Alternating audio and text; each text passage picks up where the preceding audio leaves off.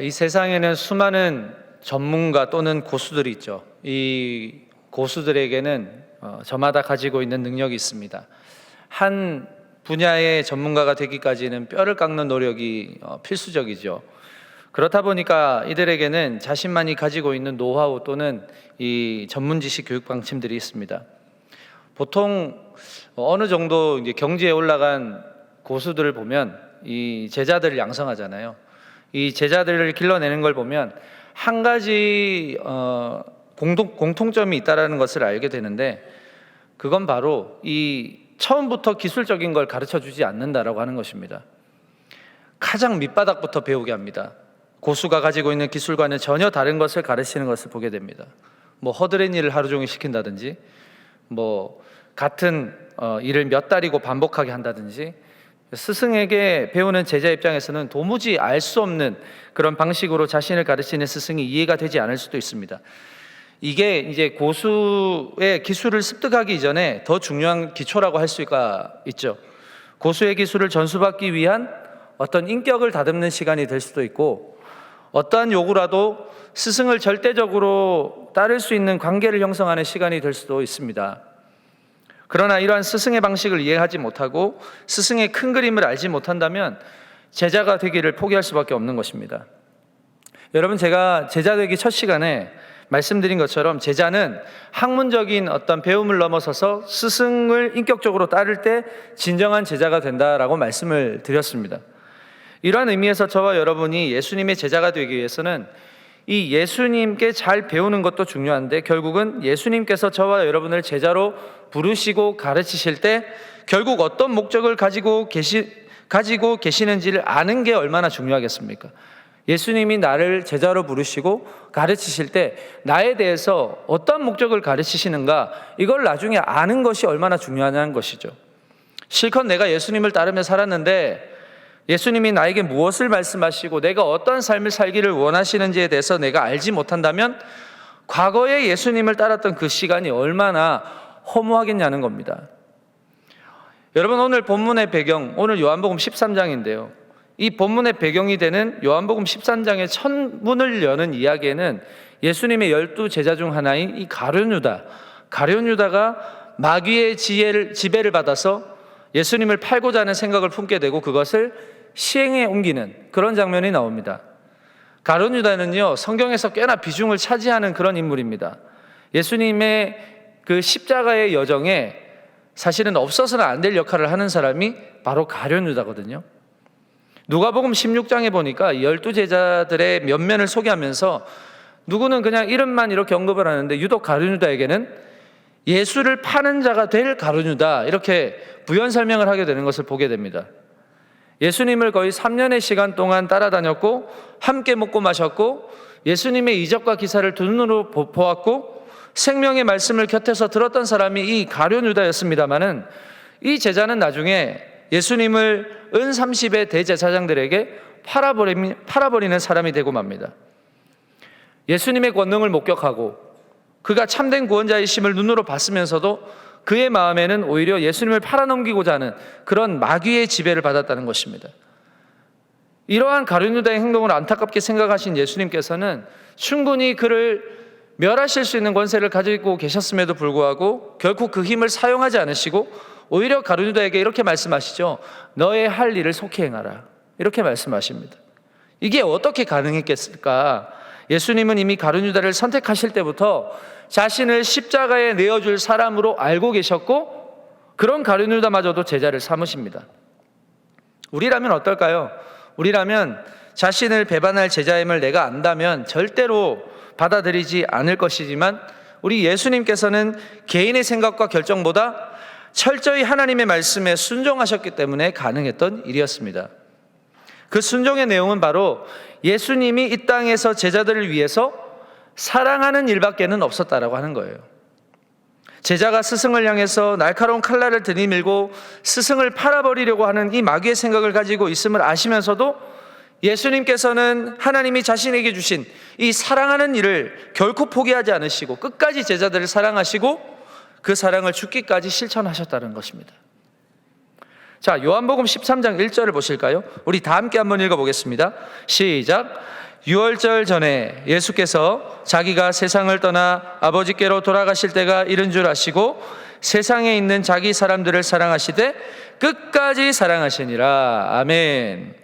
자, 보통 여러분 자신의 삶의 마지막이 오는구나라고 알 때가 되면 일반적으로 사람들은 자신들이 해보지 않았던 일을 한다거나 그동안 만나보지 못한 사람들을 만난다거나 어떤 삶의 추억이 남을 만한 일들을 하는 게 대부분일 거예요. 그런데 예수님께서는 이 세상을 떠나서 아버지께로 돌아갈 때가 이른 줄 아시고 오히려 뭘 하셨습니까? 세상에 있는 사람들을 사랑하시되 끝까지 사랑하셨다. 끝까지. 다시 말하자면 예수님께서는 하나님이 세상을 이처럼 사랑하사 자기를 세상에 보내신 그 목적대로 사셨고 죽음이 임박한 그 순간까지도 다른 것 하지 않으시고 끝까지 세상을 사랑하셨다라고 하는 것이에요. 오늘 저와 여러분에게 한 번씩 던져볼 법한 질문 아닙니까? 저와 여러분이 만약에 이 세상을 떠나서 내가 하나님의 품에 안길 때가 가까이 왔다고 한다면 과연 남은 삶을 여러분은 어떻게 보내시겠습니까? 어떤 분들은 지금까지 살아온 모든 순간이 후회만 남아서 어떻게든 의미 있고 가치 있는 삶을 살아보려고 애를 쓸 수도 있을 겁니다. 어떤 분들은 아직 남아있는 완수하지 못한 나의 어떤 버킷리스트 이것을 채우기 위해 살아갈 수도 있어요. 또 어떤 사람들은 마시자 즐기자 하면서 남은 생을 그냥 그렇게 보낼 수도 있습니다. 저는 저를 비롯한 오늘 동안의 청년 여러분들에게 도전하기 원합니다.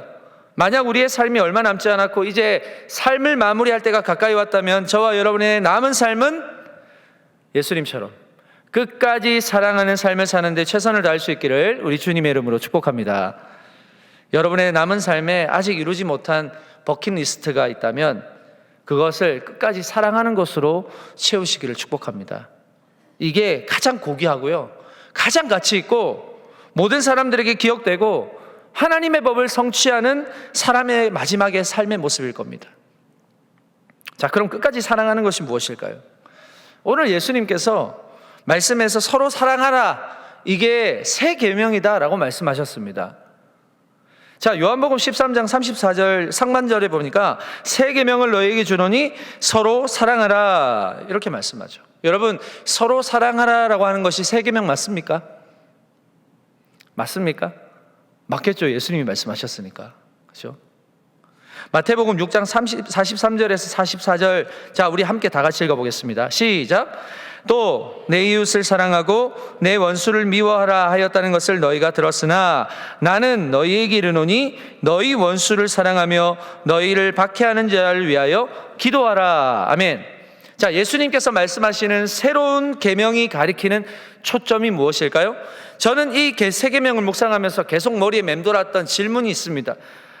하나님의 자녀가 살아가는 방식이 무엇이냐? 이 정체성에 대한 질문이었어요.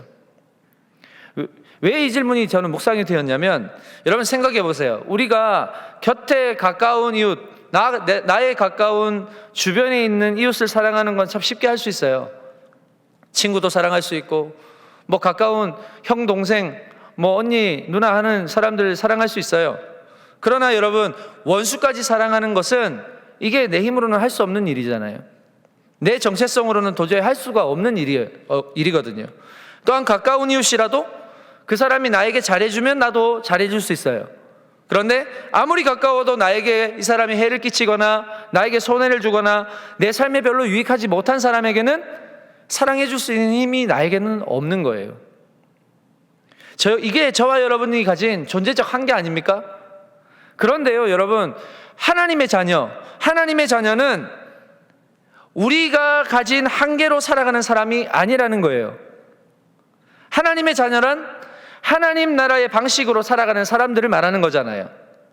하나님의 절대적인 도우심을 바라며 살아가는 사람들이라는 겁니다. 왜냐하면 하나님을 우리의 주인으로 모시며 살기 때문이에요. 주인이 나의 힘이에요. 주인이 나의 정체성이에요. 저는 요즘에 매주 목요일 저녁에 청년부 지체들과 제자반을 합니다. 제자반을 하고 있는데 저번 주에 함께 나누었던 주제가 바로 이 그리스도의 주재권이라는 주제였어요. 주재권이라는 게 뭡니까, 여러분? 주재권. 주인으로서 행사할 수 있는 권리를 말합니다. 예수 그리스도께서 내 삶의 주인이심을 믿는다면 내 삶의 모든 것을 예수님께서 권리를 가지고 행사할 수 있으시다는 것을 믿어야 한다는 겁니다. 그러나 이 문제가 그리 녹록지가 않아요. 그리스도의 주재권을 인정하기 위해서는 뭘 해야 되느냐? 내가 내 삶의 주인의 자리에서 내려와야 된다는 거예요. 그리고 내 마음의 자리에 예수님이 앉으셔야 돼요.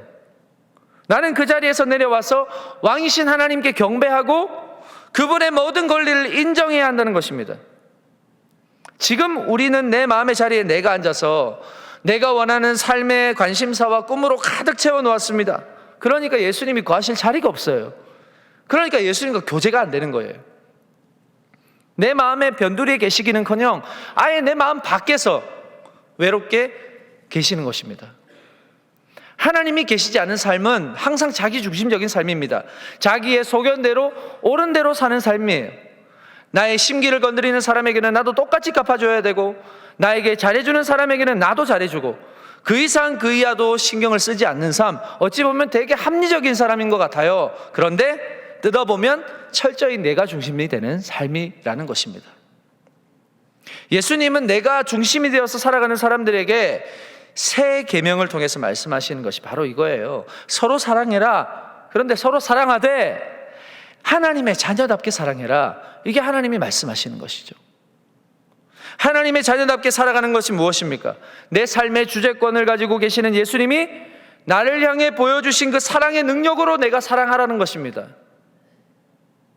예수님의 사랑을 우리가 사랑하지 않으면 내 기준에서 내가 하기 쉬운 사랑만 해요. 우리는 내가 사랑할 수 있는 사람만 사랑해요. 원수된 사람 쳐다보지도 않아요. 그게 우리라는 거예요. 예수님은 그런데 우리가 이렇게 살기를 원하지 않습니다.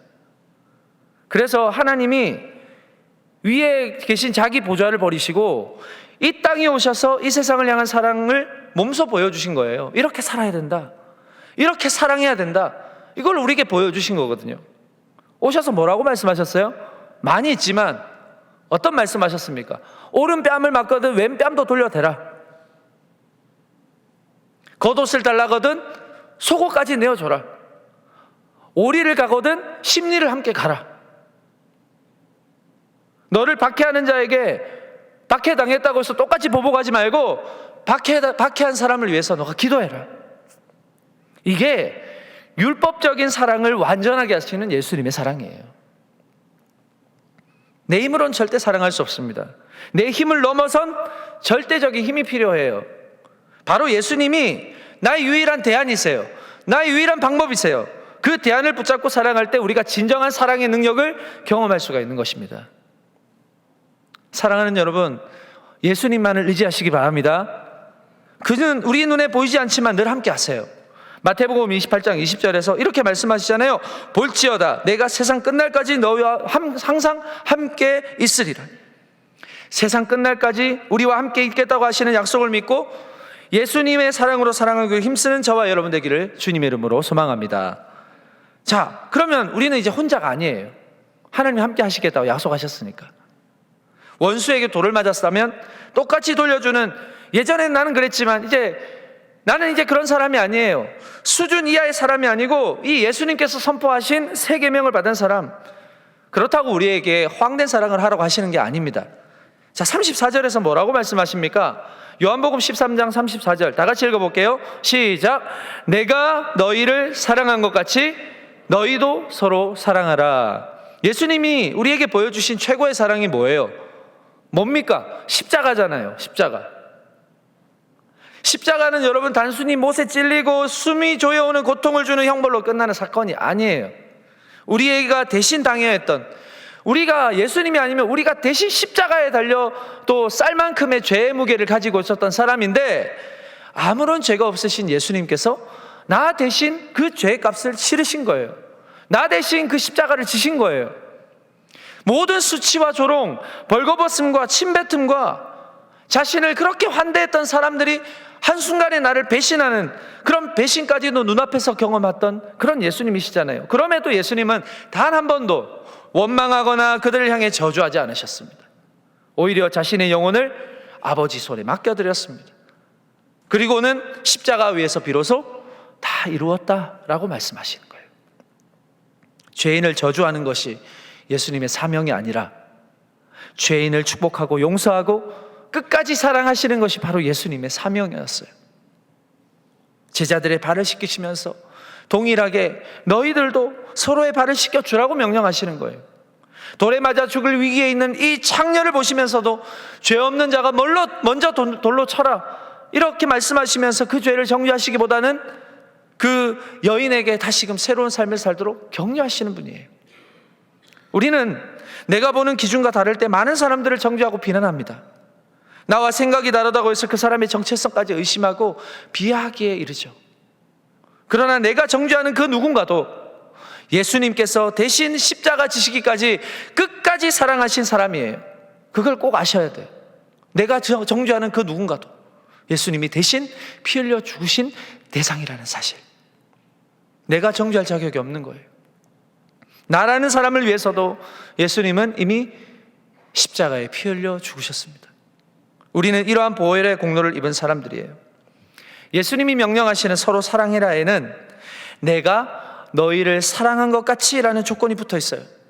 절대로 나의 힘으로 사랑할 수 없는 사랑이에요. 나의 기준으로는 잔뜩 묻은 거품을 이제 걷어내고 철저히 예수님께서 우리를 사랑하시되 끝까지 사랑하신 그 사랑으로 서로를 사랑하러 가시는 것이 세계명이라는 이야기예요. 영국의 신학자 톰 라이트가 이 대목에서 세계명을 이렇게 정리하는 것을 제가 봤어요.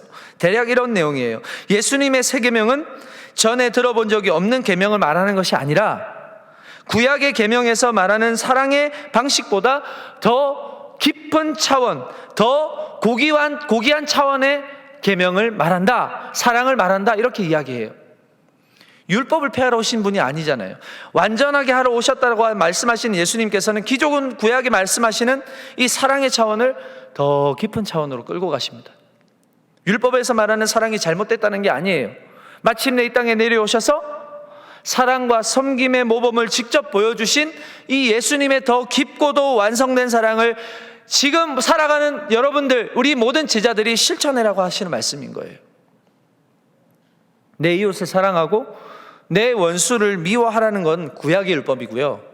예수님께서는 원수를 사랑해라고 말씀하셨고 너를 박해하는 자를 위해서 기도해라고 하는 차원까지 더 깊이 사랑하라고 하시는 것이 바로 예수님이 보여주시는 새 계명이에요.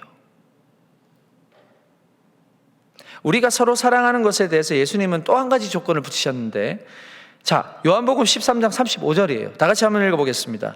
시작. 너희가 서로 사랑하면 이로써 모든 사람이 너희가 내 제자인 줄 알리라. 아멘. 여러분, 차를 몰고 목적지까지 가는 도중에 막다른 길이 눈앞에 있으면 막막합니다. 어떤 사람이라도 이 길을 만나면 당황하기 마련이에요. 자, 그럼에도 이것이 있으면 큰 어려움 없이 목적지를 향해 갈 수 있는데 이것이 바로 표지판이에요. 표지판. 여러분, 대부분의 도로에는 표지판이 있어서 누가 지나가더라도 동일하게 그 표지판의 도움을 받아서 목적지까지 갈 수가 있는데요. 자, 이러한 의미에서 저는 우리 예수님의 제자는 표지판 같아야 된다고 저는 생각해요. 누군가가 예수님을 알고 싶어 한다면, 누군가가 천국의 삶에 대해서 궁금해한다면, 누군가가 사랑하는 법을 알고자 한다면 저와 여러분이 바로 그 역할을 해야 한다는 것입니다. 많은 사람들이 저와 여러분을 보면서 예수님이 어떠한 분이신지를 깨닫고 천국의 삶을 깨닫게 되고 저와 여러분을 보면서 사랑이라는 것이 바로 이런 것이라는 사실을 알게 된다면 저와 여러분이 제자로서 많은 이들에게 올바른 표지판의 역할을 하고 있는 거예요. 돌아보세요. 돌아봐야 돼요. 나는 많은 사람들이 나를 봤을 때 예수님에 대해서 깨달아지고 천국에 대해서 깨달아지고 사랑이라는 것이 이런 것이구나라는 것이 깨달아지고 있습니까? 많은 사람들이. 여러분, 우리 예수님께서는 구원의 길을 저와 여러분만 알기를 원하지 않으세요. 예수님을 따르는 제자를 통해서 모든 사람이, 세상 모든 사람이 구원의 길을 아는 것까지 이르기를 원하십니다. 자, 그런 의미에서 이 서로 사랑하는 것이라는 것이 저와 여러분이 많은 사람에게 예수님을 따르는 제자임을 알게 하는 가장 좋은 방법이라는 거예요. 가장 확실한 방법이라는 거예요. 사랑하는 거, 서로 사랑하는 거. 여러분, 이 땅에 많은 사랑이 식어가고 있습니다. 우리는 다시 오실 예수님을 기다리는 재림의 때를 살아가고 있기 때문이에요. 말씀대로 지금 가고 있어요. 말세에 고통하는 때가 올 때 나타나는 징조를 성경 여러 곳에서 설명하는데 공통적으로 나타나는 현상이 있습니다. 자, 디모데후서 3장 1절에서 5절. 자, 조금 길지만 같이 한번 또박또박 한번 읽어보겠습니다. 시작. 너는 이것을 알라. 말세에 고통하는 때가 이르러 사람들이 자기를 사랑하며 돈을 사랑하며 자랑하며 교만하며 비방하며 부모를 거역하며 감사하지 아니하며 거룩하지 아니하며 무정하며 원통함을 풀지 아니하며 모함하며 절제하지 못하며 사나우며 선한 것을 좋아하지 아니하며 배신하며 조급하며 자만하며 쾌락을 사랑하기를 하나님 사랑하는 것보다 더하며 경건의 모양은 있으나 경건의 능력은 부인하니 이 같은 자들에게서 내가 돌아서라. 아멘. 자, 사랑이 말세에 고통하는 때가 이르러 계속 변질되어감을 우리가 알 수 있죠. 자기를 사랑해요. 돈을 사랑해요. 쾌락을 사랑하기를 하나님 사랑하는 것보다 더하며. 마태복음에서도 예수님이 말세에 나타나는 징조에 대해서 이렇게 설명합니다. 마태복음 24장 10절에서 13절입니다. 다 같이 읽어볼게요. 시작. 그때 많은 사람이 실족하게 되어 서로 잡아주고 서로 미워하겠으며 거짓 선지자가 많이 일어나 많은 사람들을 미혹하겠으며 불법이 성함으로 많은 사람의 사랑이 식어지리라. 그러나 끝까지 견디는 자는 구원을 얻으리라. 아멘. 서로 사랑하라고 했는데 예수님은 이 말세에 고통한 때가 이르렀을 때 어떻게 합니까? 서로 미워하겠으며 서로 잡아주겠으며 거짓 선지자가 일어나서 많은 사람들을 미혹하겠으며. 그 결과가 무엇으로 나타납니까? 많은 사람의 사랑이 식어지리라. 우리가 사랑해야 하는 이유예요. 왜요? 이 땅에 사랑이 식고 있거든요. 사랑의 온도가 점점 내려가고 있어요. 점점 차가워지고 있어요. 점점 냉소해지고 있어요. 심지어 우리 교회 안에서도 서로 간에 온도가 점점 내려가는 것 같아요.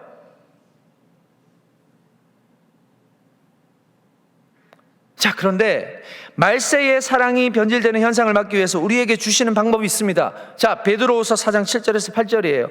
이것도 다 같이 읽어보겠습니다. 시작. 만물의 마지막이 가까이 왔으니 그러므로 너희는 정신을 차리고 근신하여 기도하라. 무엇보다도 뜨겁게 서로 사랑할지니 사랑은 허다한 죄를 덮느니라. 아멘. 만물의 마지막이 가까울 때 정신을 차리고 근신하여 기도하고, 아주 중요한데 여기에서 결코 빠져서는 안 되는 항목이 있어요. 무엇보다도 서로 뜨겁게 서로 사랑할지니. 뜨겁게. 사랑의 온도를 계속 높여야 된다는 거예요. 세상이 지면 안 된다는 거예요. 사랑이 식어지고 예수 그리스도를 부인하고 거짓 선지자가 일어나서 그 선지자들이 살파하는 많은 거짓 진리에 우리가 다 미혹이 되고 사랑이 식어지면 그렇게 나타난다는 것이죠. 뜨겁게 사랑해라. 사랑하는 여러분, 결국은 사랑하는 것밖에 없어요. 우리가 주님을 뜨겁게 이 시간 예배하고 기도하고 말씀을 뜨겁게 보는 궁극적인 이유는 뜨겁게 사랑하기 위해서예요. 뜨겁게 사랑하기 위해서. 말씀과 기도, 예배가 주는 신앙적인 유익이 우리의 삶에서 사랑으로 나타내어져야만 모든 사람들이 우리가 예수님을 따르는 제자구나라는 것을 알게 된다는 거예요. 성경을 많이 알고 봉사를 많이 하고 다 좋은데 우리 안에 사랑이 나타나지 않으면 우리가 제자로 살아가는 걸 모른다는 거예요. 세상 사람들이. 여러분, 세상 사람들이 교회를 비난할 때요, 가장 많이 하는 비난이 바로 이거예요. 여러분 아세요? 자기들끼리만 좋았다. 자기들끼리만 좋다. 자기들끼리만. 저는 이게 상당히 부끄럽더라고요. 야, 우리만 이렇게 좋나? 여러분, 여러분들만 좋습니까? 여러분 부서들만 좋습니까? 여러분, 이거 우리 아주 심각하게 생각해야 됩니다. 우리만 좋을까요? 우리만 좋아서 해야 될까요? 이게 맞을까요? 만약 우리끼리만 좋다면 복음은 우리 마음의 생동력을 잃어버린 상태입니다. 복음이란 건 그런 게 아니거든요. 복음은 확산되어야 되거든요. 복음은 누룩처럼 퍼져야 되거든요.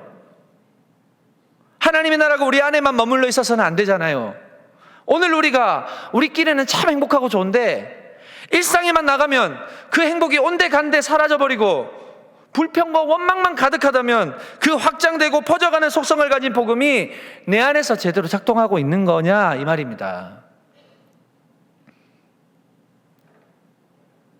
공동체 안에서 이 복음의 능력, 사랑의 능력을 경험하시잖아요. 그럼 뭘 말하는 것일까요?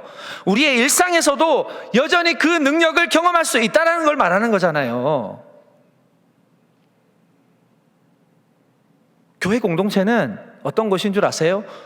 사랑하기 위해 훈련하는 곳이에요. 기억하십시오. 훈련하는 곳이에요. 그리고 여러분의 일상은요, 실전의 장소예요. 실전의 장소. 훈련을 잘하고 여기서 훈련 실컷 잘해서는 실전에 가서 능력을 발휘하지 못하면 얼마나 억울한 일입니까?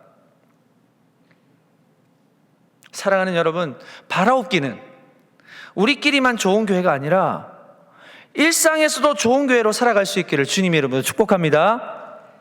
모든 사람들이 우리를 보고 그리스도인의 제자구나, 저 사람이 교회구나, 이걸 알고 인정하는 그 기쁨을 우리 모두가 좀 누렸으면 좋겠어요. 교회가 막 걸어 다니는구나, 예수쟁이들이 막 걸어 다니는구나, 나도 저 사람과 어울려 보고 싶다, 궁금하다. 뭐가 저렇게 기뻐서 저렇게 다닐까? 막 그냥 제자라는 게 그냥 막 여기서도 막 나타나고 저기서도 나타나고, 그렇죠? 온 동네에서 막 나타나는, 이 얼마나 기쁜 일일까요? 주변 온도가 식어갈 때도 우리가 그 식어진 곳에 요즘 핫팩 많이 쓰죠. 뜨거운 핫팩이 되자고. 핫팩. 그 사람들의 손에 쫙 얹어지면 그냥 몸이 쫙 그냥 온기가 돌고, 식어진 사랑의 온도를 다시 높이는 그런 사람들이 되어봅시다. 모두가 끝났다고 생각할 때도 여전히 포기하지 않고 복음의 능력을 믿으며 서로를 격려하며 힘을 북돋아주는 사람으로 좀 살아가 봅시다. 이것이 저와 여러분에게 원하시는 예수님의 제자로서의 모습 아닐까요? 말씀을 정리하겠습니다. 여러분, 예수님께서 공생애를 사실 때는 세상의 모든 시선이 예수님께로 향했어요. 왜냐하면 예수님만 보였거든요. 예수님이 능력을 베푸시고 생명의 복음을 전하시고 죽은 자를 살리시고 병을 고치시고, 근데 예수님께서 십자가에 죽으시고 부활하신 후에 승천하신 뒤에는 모든 세상의 시선이 예수님의 제자에게 모아졌습니다. 예수님이 계시지 않아서 그 대안으로 예수님의 제자들에게 시선이 쏠린 것일까요? 아니에요. 어느새 제자들이 예수님을 닮아 있는 거예요. 어느새 제자들이 예수님이 걸어가신 길을 걷고 있는 거예요.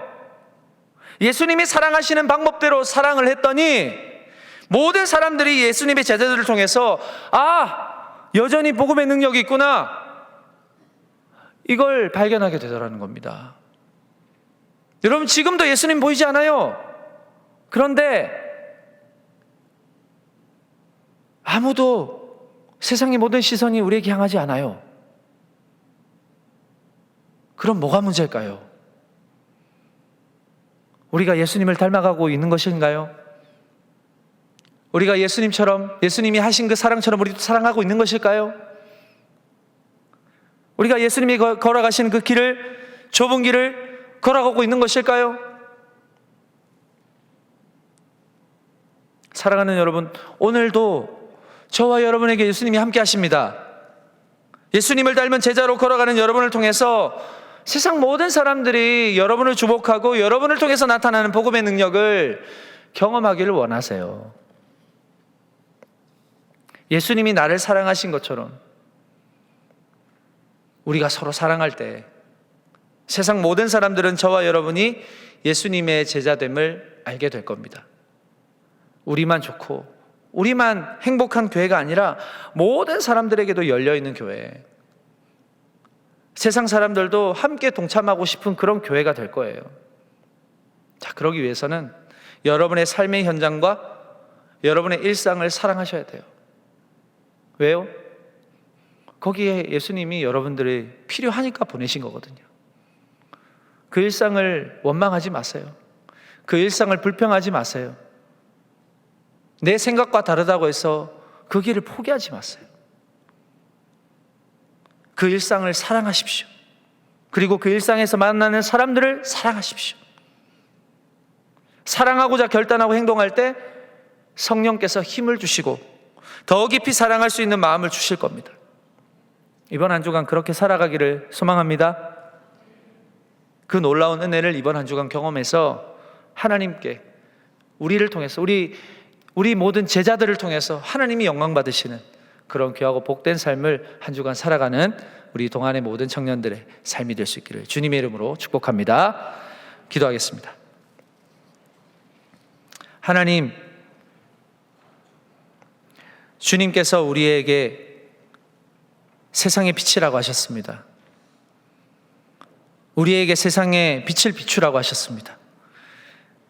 차갑게 식어진 이 세상의 온도를 예수님이 사랑하신 것처럼 사랑으로 그 사랑의 온도를 높이라고 하십니다. 우리에게 맡겨졌습니다. 하나님, 그러나 우리의 힘으로는 할 수 없습니다. 우리의 성품으로는, 우리의 기질로는, 우리의 정체성으로는 도저히 할 수 없습니다. 성령님, 나와 함께하여 주시옵소서. 성령님, 나에게 힘을 주시옵소서. 내가 살아가는 이 삶의 일상이 정말로 사랑의 온도로 가득 채워지고 걸어다니는 교회, 내가 살아가는 일상 속에 우뚝 세워진 교회로서 많은 사람들에게 그리스도의 제자로서 밝히 보여줄 수 있는 그런 복된 삶을 살아가는 우리 동안의 모든 청년들이 되게 하여 주시옵소서. 그렇게 소망하며 오늘도 찬양하며 주님 앞에 기도할 때 역사하여 주시옵소서. 예수님의 이름으로 기도합니다. 아멘.